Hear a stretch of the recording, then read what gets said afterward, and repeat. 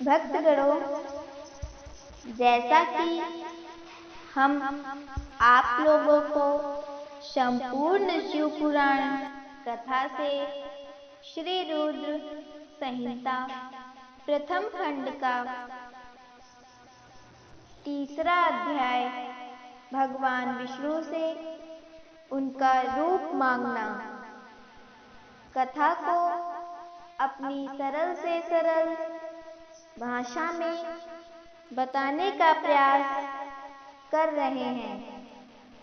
आप सब हमारी वीडियो को लाइक, शेयर तथा चैनल को सब्सक्राइब करें और हम छोटे से कथावाचक का मनोबल बढ़ाएं।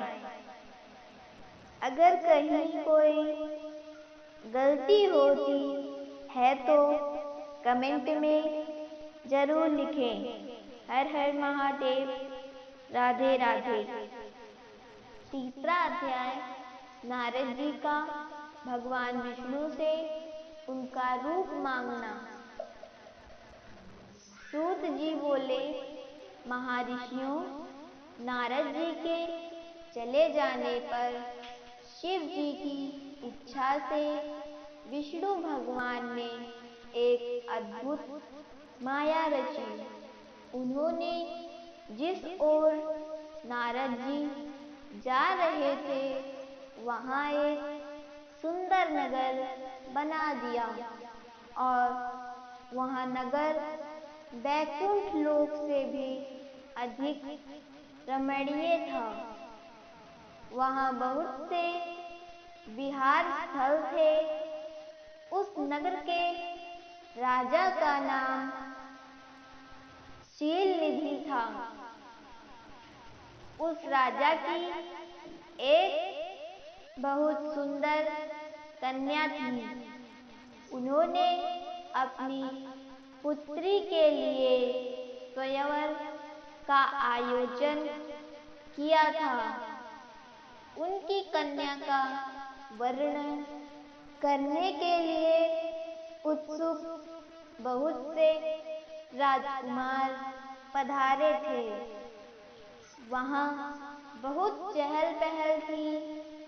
इस नगर की शोभा देखते ही नारद जी का मन मोहित हो गया। जब राजा शीलनिधि ने नारद जी को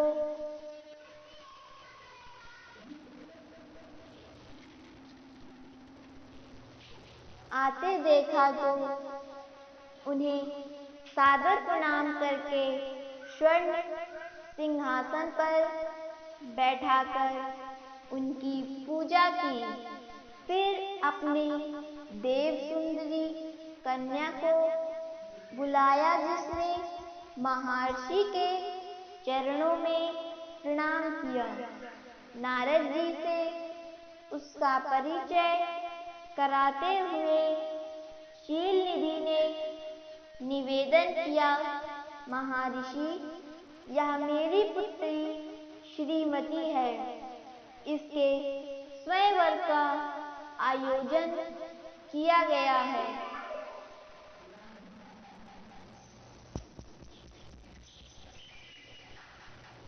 इस कन्या के गुण दोषों को बताने की कृपा कीजिए। राजा के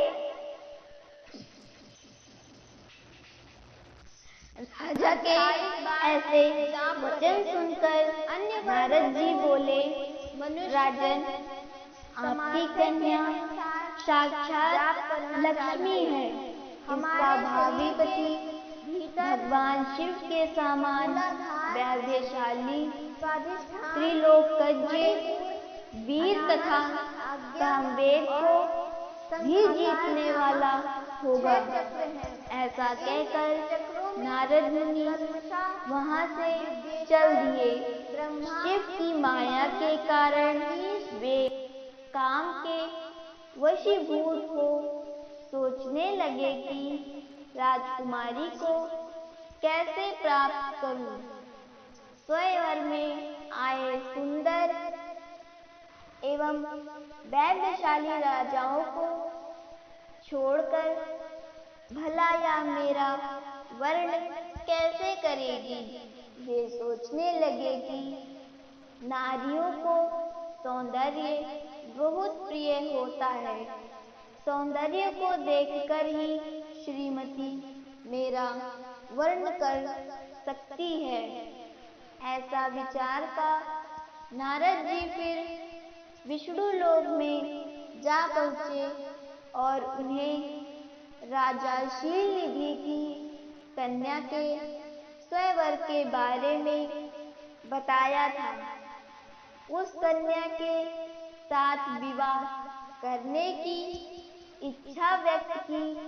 उन्होंने भगवान विष्णु से प्रार्थना की कि वे अपना रूप उन्हें प्रदान करें ताकि श्रीमती उन्हें ही वर चुने।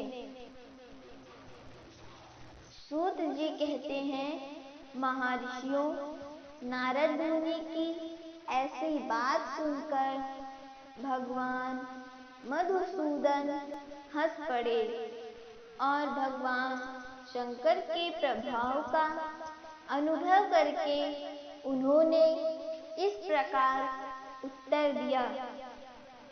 भगवान विष्णु बोले, हे नारद, वहां आप अवश्य जाइए। मैं आपका हित उसी प्रकार करूंगा जिस प्रकार पीड़ित व्यक्ति का श्रेष्ठ वैद्य करता है, क्योंकि तुम मुझे विशेष प्रिय हो। ऐसा कहकर भगवान विष्णु ने नारद मुनि को वानर का मुख तथा शेष अंगों को अपना मनोहर रूप प्रदान कर दिया। तब नारद जी अत्यंत प्रसन्न होते हुए अपने को परम सुंदर समझकर शीघ्र ही स्वयंवर में आ गए और उस राज्य सभा में जा बैठे। उस सभा में रुद्रगण ब्राह्मण के रूप में बैठे हुए थे। नारद जी का वानर रूप केवल कन्या और रुद्रगणों को ही दिखाई दे रहा था, बाकी सबको नारद जी का वास्तविक रूप ही दिखाई दे रहा था। नारद जी मन ही मन प्रसन्न होते हुए श्रीमती की प्रतीक्षा कर रहे थे। हे ऋषियों, वह कन्या हाथ में जयमाला लिए अपनी सखियों के साथ स्वयंवर में आई। उसके हाथों में सोने की सुंदर माला थी। वह शुभ लक्षण राजकुमारी लक्ष्मी के समान अपूर्ण शोभा पा रही थी। नारद मुनि का भगवान विष्णु जैसा शरीर और वानर जैसा मुख देख वह कुपित हो गई और उनकी ओर से दृष्टि हटाकर मनोवांछित वर की तलाश में आगे चली गई। सभा में अपने मनपसंद वर को ना पाकर वह उदास हो गई। उसने किसी के भी गले में वरमाला नहीं डाली। तभी भगवान विष्णु राजा की वेशभूषा धारण कर वहां आ पहुँचे। विष्णु जी को देखते ही उस परम सुंदरी ने उनके गले में वरमाला डाल दी। विष्णु जी राजकुमारी को साथ लेकर तुरंत अपने लोक को चले गए। यह देखकर नारद जी विचलित हो गए। तब ब्राह्मणों के रूप में उपस्थित रुद्रगणों जी से नारद कहा, हे नारद जी, आप व्यर्थ ही काम से मोहित हो सौंदर्य के बल से राजकुमारी को पाना चाहते हैं। पहले जरा अपना वानर के समान मुख तो देख लीजिए। सूत जी बोले। यह वचन सुनकर नारद जी को बड़ा आश्चर्य हुआ। उन्होंने दर्पण में अपना मुख देखा। वानर के समान मुख को देखकर वे अत्यंत क्रोधित हो उठे तथा दोनों रुद्रगणों को शाप देते हुए बोले, तुमने एक ब्राह्मण का मजाक उड़ाया है, अतः तुम ब्राह्मण कुल में पैदा होकर भी राक्षस बन जाओगे।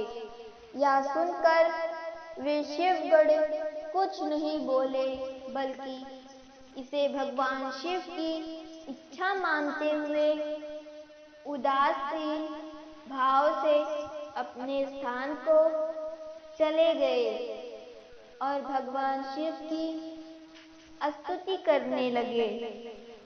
तो भक्तगणों, हमारी अगली वीडियो में श्री रुद्र संहिता का प्रथम खंड, चौथा अध्याय, नारद जी का भगवान विष्णु को शाप देना कथा को सुनाएंगे। हर हर महादेव। राधे।